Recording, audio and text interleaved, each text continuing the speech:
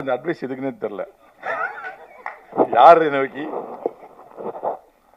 இந்த திருமாணிக்கம் நிகழ்விற்கு வருகை புரிந்திருக்கின்ற அத்துணை அன்பு நெஞ்சங்களுக்கும் என்னுடைய மனமார்ந்த நன்றிகளும் வாழ்த்துக்களும்.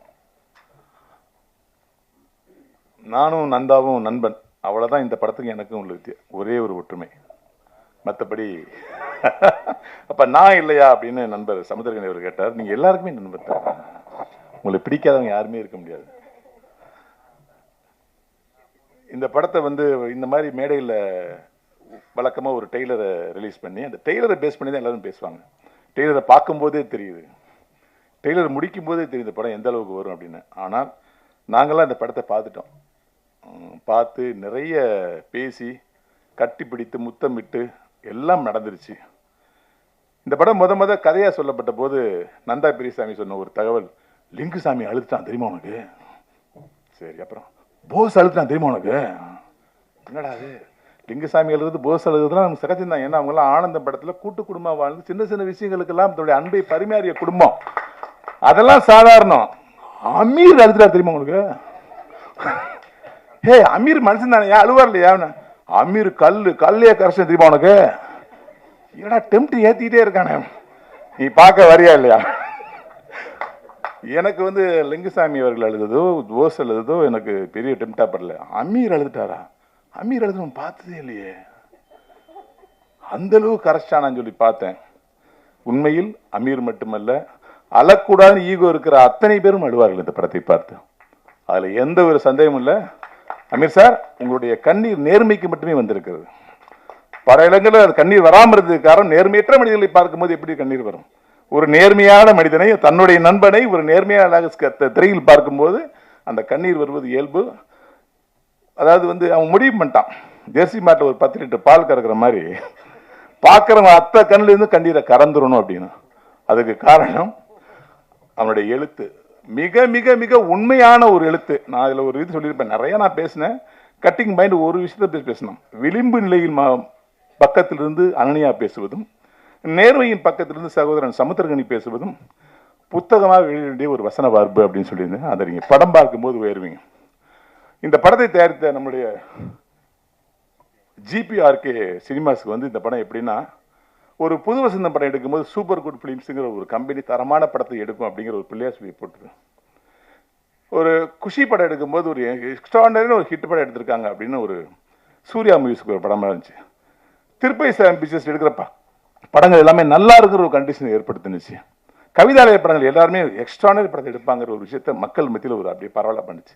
அதுபோல இந்த கம்பெனி, இந்த படம் ஒரு மிகப்பெரிய ஒரு அஸ்திவாரம், மிகப்பெரிய மைல்ஸ்டோனா இந்த படம் அமையும். இந்த படத்துக்கு அப்புறம் இந்த கம்பெனி என்ன படம் தயாரிச்சாலும் நல்ல படமா இருக்கிற நம்பிக்கையை இந்த படம் கொடுத்திருக்கு. இதுல நம்ம நண்பன் சமுத்திரகனி நடிச்சது எப்படின்னா, மதுரையில் ஜிடெக்ஸ் அப்படின்னு ஒரு டெய்லர் கடை இருக்கு.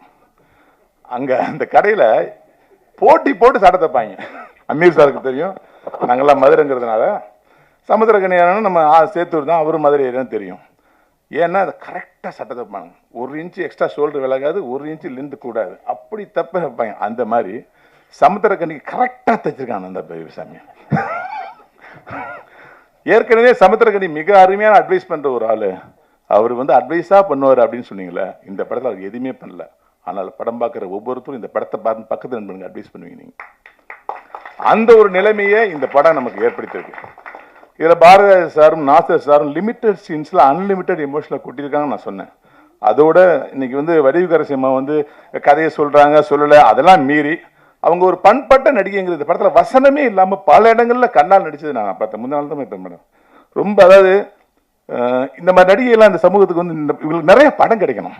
அப்படியே ஜம்பாய் போகிறோம், புது புது ஆளுகள் வரும்போது பழையெல்லாம் மறந்து ஓடுறோம். இந்த மாதிரி நடிகைகளை தேர்ந்தெடுத்து உண்மையான நடிப்பு என்னங்கிறது இந்த படத்தில் பார்த்தா வடிவுக்கரசியம்மா பண்ணியிருப்பாங்க ஒரு கேரக்டரு. சாபி மேடம். அப்புறம் பொதுவாக இந்த படத்தை பற்றி சொல்லணும்னா ஒன்று தான் சொல்லணும், நேர்மை தான் வெற்றியின் ரகசியம்னு கவிப்பேரரசு வைரமுத்து ஒரே வரியில் எழுதுனதுக்கு 2 மணி நேரம் நேர்மையாக உழைத்திருக்க அத்தனை டீமுக்கும் என்னுடைய மனமார்ந்த நன்றியும் வாழ்த்துக்களையும் தெரிவிச்சுக்கிறேன். இங்கே நந்தா பெரியசாமியுடைய மகளும் மகனும் காத்திருக்காங்க. நம்ம அப்பா எடுத்த படம் எப்படி இருக்குன்னு அந்த குடும்பத்திலே நான் பேசிட்டேன். கிட்டத்தட்ட 30 வருட தியாகம், 30 தொடர் ஓட்டம். தொடர் ஓட்டத்தில் 4 பேர் தொடர்ந்து ஓடிட்டே இருப்பாங்க. ஒரு ஆள் போய் அந்த ஸ்டெம்பை கொடுப்பான், இன்னொரு ஆள் வாங்கிட்டு போவாங்க, இன்னொரு ஆள் வாங்கிட்டு 4ஆவது ஆள் போய் கரெக்டாக பாஸ் ஆகி போனால் தான் அங்கே வந்து கோல்டு மெடல் கிடைக்கும். இந்த 4 பேருமாகவே மாறி மாறி ஓடியும் தான் நந்தா பெரியசாமி. இன்னைக்கு இந்த படம் மிக சிறந்த படம் ஆயிடுச்சு. நண்பன் ஜெயிக்கணுங்கிறதுக்காக வந்து இயக்குனர் லிங்குசாமி அவர்கள் வந்து தோல் கொடுத்து நிற்கிறாருக்கு. எனக்கு பெருமையா இருக்கு. ஏன்னா இந்த படத்தை வந்து பல தியேட்டரில் போடணும், இந்த படம் மிஸ் ஆயிடக்கூடாதுன்னு சொல்லிட்டு மிக முக்கியமான இயக்குனர்லாம் தன்னுடைய நட்பால் அழைச்சி போட்டு காமிச்சு இந்த படத்தை பற்றி சொல்லுங்க, இந்த மாதிரி நல்ல படம் வரணும் அப்படின்னு தன் நண்பனுக்காக தோல் கொடுத்த லிங்குசாமி அவர்களுக்கு மனமார்ந்த நன்றி. இந்த படத்தை நேர்மையின் பதிவாக உங்களால் கண்டிப்பாக பண்ண முடியும். நீங்கள் தூக்கத்தில் எழுதினால் கூட இந்த படத்தை உங்களால் தவறாக எழுதவே முடியாத ஆணித்தரமான நம்பிக்கையில உங்களது விடைபெறுகிறேன். நன்றி, வணக்கம். எல்லாருக்கும் வணக்கம்.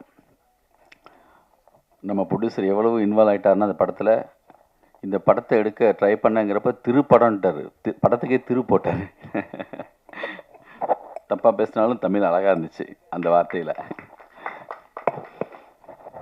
நந்தா பெரியசாமி, எனக்கு ரவிராதா. சென்னைக்கு வந்த டயத்தில் 18 சாரதாம்பாள் தெருன்னு அங்கே தான் நாங்கள்லாம் குடியிருந்தோம். நானும் வசந்த பாலன், பிருந்தா சாரதி, மணி பாரதி, மேக்ஸிமம் எல்லாமே டைரக்டர்ஸு, பாலசக்திவேல். அந்த ரூமுக்கு வந்துட்டு போனவங்க கூட டைரக்டர் தான். அது மிக முக்கியமான ஒரு அறை எங்கள் லைஃப்பில்.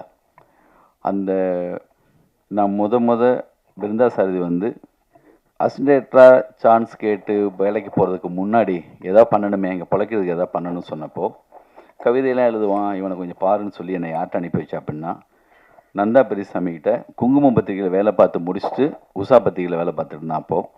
அப்போ போய் பார்க்கறதுக்காக போனேன். பரபரப்புன்னு அப்படி ஒரு ஆள் நான் பார்த்துட்ருக்கேன். ஃபுல்லாக எல்லாரோடையும் அப்படி ஒரு பேச்சு, அப்படி ஒரு துருன்னு இருக்கான். நான் தள்ளி இருந்து பார்த்துட்டே இருந்தேன். நான் வந்திருக்கேன்னு தெரிஞ்சதுக்கு பிறகு ஒரு மதிய நேரத்தில் வெளியில் வந்தார். வந்துட்டு நான் போன அன்னைக்கு இன்னொரு நண்பர் வேலை கேட்டு வந்திருந்தார். இருந்தாலும் என்ன பண்ணிட்டாருன்னா, வேலை கொடுக்கல, எனக்கு அன்னைக்கு கொடுக்க முடியல. சாப்பிட்றதுக்காக எல்லாருமே போகிறாங்க பக்கத்தில் ஒரு ஹோட்டலுக்கு. அப்போ வந்து என்னையும் சேர்த்து கூப்பிட்டு போனார், வாங்க போய் சாப்பிட போகலான்னு சொல்லி. அன்னைக்கு போட்ட ஒரு சாப்பாடு இருக்குல்ல, நான் கூடவே நிற்கிறேன் எல்லாம் சொல்கிறது காரணம்னா, எந்த எதிர்பார்ப்பு இல்லாமல் அது சென்னையில் ஒரு நண்பன் பார்த்தப்ப கூட்டு போய் போட்ட அந்த சாப்பாடு இருக்குல்ல, அந்த நன்றி லைஃப் லாங் எனக்கு எப்பயுமே அது இருக்கும். அது மட்டும் இல்லை, பத்திரிகையில் இருந்தனால அவர் கொஞ்சம் எல்லா பக்கமும் நிறைய சம்பாதிப்பார், நிறைய அப்போ வந்து வேலை பார்த்துட்டு இருந்தார். நாங்கள்லாம் சும்மா இருந்தோம். அப்போ வந்து எங்களெல்லாம் கூப்பிட்டு போயிட்டு நான் ஆனந்தம் கதை பண்ணும்போது என் கூட டிஸ்கஷனுக்காக அவங்க அக்கா வீட்டில் மதுரையில் 48 நாள் ஒரு விரதம் மாதிரி அந்த ஒரு அறையில் உட்காந்து அந்த கதை பண்ணி அதை வந்து புக்காக பைண்ட் பண்ணி எனக்கு வந்து கூடவே இருந்து எழுதி கொடுத்து என் கூடவே இருந்தவர். அப்போது ஒரு சிலருக்கு வந்து பருத்தி வீரன் மாதிரி முதல் படத்துலேயே அமீர் சார் மாதிரி அப்படி பெருசாடி வந்துடுவாங்க, விக்ரமன் சார் மாதிரி புது வசந்தம், எனக்கு ஆனந்தம் மாதிரி. இப்போ மைனா பட டைரக்டருக்கு வந்து பார்த்தா ஒரு 5-6 படம் தேவைப்படுது. சமுத்திரகனி சாருக்கு 2-3 படம் தேவைப்படுது நாடோடிகள் எடுக்கிறதுக்கு. ஆனால் அந்த முயற்சி விடாமல் தொடர்ந்து ஓடிக்கிட்டே இருக்கிறது இல்லை. இது அப்படி இப்படின்னு சொல்லிட்டு நல்லா சொல்லுவான். எனக்கு என்ன, நான் முதல்ல அசிஸ்டன்ட் அந்த பெல்லாம் நான் நல்ல கதை சொல்லும்போது என்னை பயமுறுத்துவான். நல்ல கதை சொல்கிறவங்களாம் எடுக்க மாட்டாங்க அப்படிமா, எனக்கு பதட்டமாக இருக்கும். அதே மாதிரி ஒரு நல்ல இடத்துல போய் அசிஸ்டண்ட்டாக சேர்ந்ததுக்கு பிறகு ஒரு பெரிய கம்பெனியில் சேர்ந்தான். அப்போ ரூமுக்கு வருவான், வந்துட்டு சொல்லுவான், நீங்களாம் ரூமுக்குள்ள உட்காந்து பேசுவீங்க, நாங்கள் ரூம் போட்டு பேசுவோம் அப்படின்பா. நீங்களாம் பார்க்கில் தான் உட்காந்து பேசுவீங்க, அந்த தீ பார்க்கிலே ரூம் போட்டிருக்கேன்னு சொல்லுவான். பயங்கர கமெண்ட் அடிச்சுட்டு நட்புல அன்பா. இங்கே இந்த சென்னை வந்த புதுசுலேருந்து யாரோ என்னென்னமோ முயற்சிகள் இருந்துகிட்டே இருக்கும். ஒரு சிலருக்கு உடனே அமைஞ்சிருது, ஒரு சிலருக்கு வந்து அந்த தவிப்பில் ஒரு காலகட்டம் எடுத்துக்குது. அவனுக்கு நடக்க வேண்டிய எனக்கு ஆனந்தத்தில் நிகழ்ந்தது, நாடோடிகளில் சமுத்திரகனி சாருக்கு நடந்தது, பருத்தி வீரனில் அமீர் சாருக்கு நிகழ்ந்தது வந்து அவனுக்கு இந்த படத்தில் நிகழ்ந்துருச்சு.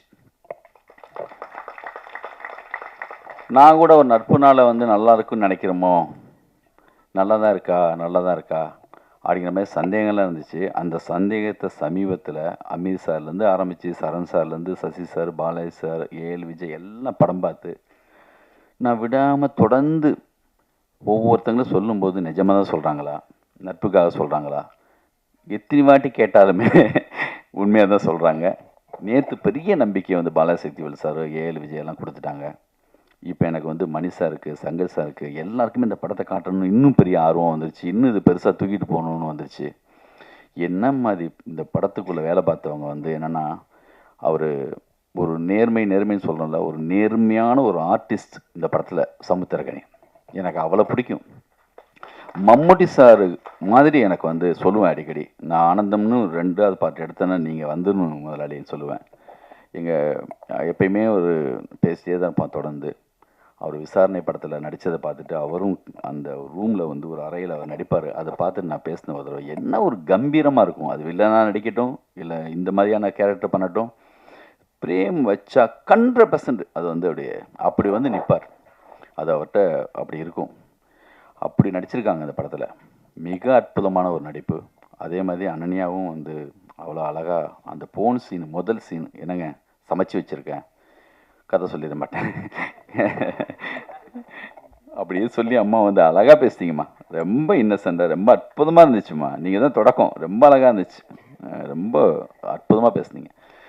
அப்படி வந்து அந்த சீனில் ரொம்ப நல்லா பண்ணியிருந்தாங்க. கேமராமேன் சுகுமார், எங்கள் கும்கி படம், இந்த படத்தில் வந்து கும்கியுடைய அந்த அந்த அமைப்பு இருக்குதுன்னு நான் நினைக்கிறேன். தெரிஞ்சோ தெரியாமல் எங்கள் நடிகர் அவங்களும் வந்துட்டாங்க உள்ள. அவங்களுக்கும் சமுத்திரக்கனி சாருக்கும் அப்படி ஒரு கெமிஸ்ட்ரி இருக்கும் ஒவ்வொரு படத்துலையும். இந்த படத்தில் சின்ன கேரக்டர் ரொம்ப அழகாக பண்ணியிருக்காங்க. இந்த ப்ரொடியூசர்ஸ் தெலுங்குலேருந்து வந்திருக்குன்னு சொன்னாங்க. ரவி சார், செந்தில், நாங்கள் எம்ஜிஆர் நகர் ரூமில் இருந்தப்போ நடிப்பு சான்ஸ் கேட்டு வருவார் நம்ம செந்தில். என் படத்தில் இப்போ பண்ண வாரியரில் இப்போ ஒரு சீன் நடிக்க கொடுத்தேன் அந்த ஸ்டூடியோவில் பார்த்துட்டு. அந்த யசோதா படம் வந்து அவங்க பண்ணிகிட்டு இருக்க சம்மந்தா வச்சுட்டு ஒரு படம் பண்ணாங்க. அப்போது இந்த படத்தில் சம்மந்தப்பட்ட ஒரு சில காட்சிகளை வந்து ரொம்ப அழகாக எல்லாருமே எடுத்து சொல்லிகிட்டே இருக்காங்க. இந்த கதையை கேட்டு முடித்த உடனே நான் கோவா ஃபிலிம் ஃபெஸ்டிவலில் இருந்தேன். அப்போ லோகேஷ் கனகராஜ் அவங்க அசிஸ்டன்ஸ் எல்லாமே வந்திருந்தாங்க. நான் சும்மா வந்து எப்பயுமே ஒரு படம் வந்து என்னை பாதிச்சிச்சு, கதை பாதிச்சிச்சுன்னா நான் சும்மா சொல்லி பார்ப்பேன். அது சௌத்ரி சார் கூட அப்படி தான் இருப்பார். யாருக்காவது சொல்லி பார்க்கும்போது அதில் ஒரு ஃப்ளோ இருக்கும். அது கேட்குறவங்களும் ரொம்ப நல்லா இருக்குன்னு சொல்லுவாங்க. அது எப்படி தப்பாக எடுத்தாலும் சரியாக தான் வரும். அதான் சௌத்ரி சார் 43-44 புது டைரக்டரை இன்ட்ரடியூஸ் பண்ணது காரணம் என்னென்னா, அவர் கதையை நம்பினதுக்கு பிறகு கவலையே பட மாட்டார். நல்ல விஷயத்தை இப்படி எடுத்தானே எப்படி எடுத்தானே அது வரியா அப்படிம்பார். டைரக்டர் பக்கம் இல்லையா, யார் சொன்னாலும் சரி டைரக்டர் தான் சொல்லுவார் அவர். அது மாதிரி என்ன கஷ்டப்படாமல் சரி அந்த கதையை எடுத்துருக்கவே முடியாது. அது வந்து நான் சும்மா கிண்டல் கூட சொல்லுவேன். நான் விளையாட்டுக்கு ரவியை எப்பயுமே கிண்டல் பண்ணுவேன். அவன் சொல்லுவான், நான் ஆஸ்காராவே வாங்கிட்டு வந்தாலும் ரூமுக்கு வந்தாலும் நீங்கள் இருந்தாலும் கிண்டல் தாண்டே என்ன பண்ணுவீங்கன்னு சொல்லுவான். அது சும்மா ஒரு அன்பின் வெளிப்பாடு தான். இன்றைக்கி மகன்லாம் வந்திருக்காங்க. உண்மையான சரியான சந்தோஷத்தை பட வேண்டிய நேரம் வந்துருச்சு. அம்மாட்ட போய் சொல்லுங்கள். எனக்கு சொல்லுவாங்க அப்பப்போ, ஒரு மெசேஜ் போட்டாங்க சமீபத்தில் கூட, ஓடிக்கிட்டே இருக்காருங்க, நிற்கவே மாட்டேங்கிறாரு, எப்போ தான் அவருக்கு சரியாக நடக்கும்னு தெரியலை. வந்து சிந்தனையெல்லாம் கதை பேசுகிறதுல கதை பண்ணுறதுலாம் அந்த நாலேஜ் பயங்கரமாக இருக்கும். ஹிந்தியில் ஒரு கதை கொடுத்து மிகப்பெரிய கதை ஒன்று கொடுத்தான் அந்த ஹிந்திக்கு கூட. அதனால் வந்து மிக சரியான நேரத்தில் வந்து சேர்ந்துருவாங்க மட்டும் தெரியும். இந்த படத்தில் நம்மளால் என்ன பண்ண முடியும் அப்படிங்கிறப்போ, எத்தனையோ படம் ரிலீஸ் பண்ணோம், நம்மளுக்கு இடையில எவ்வளவோ ஏற்ற இறக்கங்கள் பிரச்சனைகள் இருந்தாலும் இந்த படத்துக்குள்ளே இருக்கணும் அப்படின்ட்டு மாஸ்டர் பீஸ் இந்த படத்தை ரிலீஸ் பண்ணுது வெங்கடேஷ் சார். அவர் தான் கூட இருக்கார். சமீபத்தில் அது வந்து முக்கியமான 2-3 படங்கள் ரிலீஸ் பண்ணாங்க. இந்த படம் மிக முக்கியமான படமாக இருக்கும். எனக்கு ஆனந்தம் மாதிரி மிக அற்புதமான ஒரு விஷால் சந்திரசேகர் அவ்வளோ அற்புதமாக மியூசிக் பண்ணியிருக்காங்க. இந்த படத்தை பார்த்துட்டு பாராட்டின என்னுடைய எல்லா சக இயக்குநர்களுக்கும் நன்றி. இன்னும் இந்த படத்தை எவ்வளோ தூரத்துக்கு அழகாக கொண்டு சேர்க்க முடியுமோ அப்படி கொண்டு சேர்ப்போம். நீங்கள்லாம் இருக்கீங்க, உங்களிலேருந்து வந்த ஒரு ஆள் அவன்.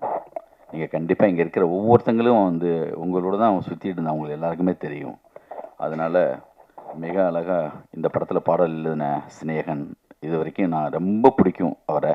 அவருடைய ஒவ்வொரு வரையும் ஒவ்வொருத்தனையும் சொல்லிகிட்டே இருப்பேன். இது வரைக்கும் என் படத்தில் அமையலை, கண்டிப்பாக கூப்பிடுவேன். கண்டிப்பாக என் படத்தில் அடுத்த படத்தில் கண்டிப்பாக எழுதிடலாம். அதே மாதிரி இளங்கோ சமீபத்தில் மிக மிக முக்கியமான படம் பொன்னியின் செல்வன். அந்த படத்தில் எழுதுறதுக்கு ஒரு பெரிய நான் எவ்வளோ பெரிய டீம் அதில் உட்காந்து ஒரு படத்தை ஒர்க் பண்ணுறதுங்கிறது பெரிய விஷயம். அவரும் மிக அற்புதமான ஒரு பாட்டு எழுதியிருக்காரு. ரிவான்ஸா, சுசில் சார் பெரிய சப்போர்ட். இப்போது எங்களுக்கு இந்த படத்தில் அடுத்தடுத்த படங்கள் பண்ணுறதுக்கு மிகப்பெரிய சப்போர்ட்டு. எங்கள் பிரதர் மாதிரி அவரும் எங்களோட இருக்காங்க. இந்த படத்தில் ஒரு குட்டி குழந்தைங்க, 2 பசங்க, ஷாம், எல்லாருக்கும் யார் பேராவது விட்டுருந்தால் மன்னிச்சுக்கோங்க. எல்லாருக்கும் வாழ்த்துக்கள். மிக பெருசாக வரும். இந்த அமீர் சாருக்கு, நம்ம சமுத்திரகாந்த் சாருக்கெல்லாம் டைரக்டராக என்னெல்லாம் பேர் கிடைச்சதோ அந்த மாதிரியான பேர் உனக்கும் இந்த படத்து மூலமாக கிடைக்கணும். எனக்கு ஆனந்த் மூலமாக கிடைச்ச அந்த பேரெல்லாம் உனக்கு கிடைக்கணும். அதுக்காக முழுக்க முழுக்க உன் கூடவே இருப்போம், லைஃப் லாங் இருப்போம்னு சொல்லிட்டு நன்றி, வணக்கம்.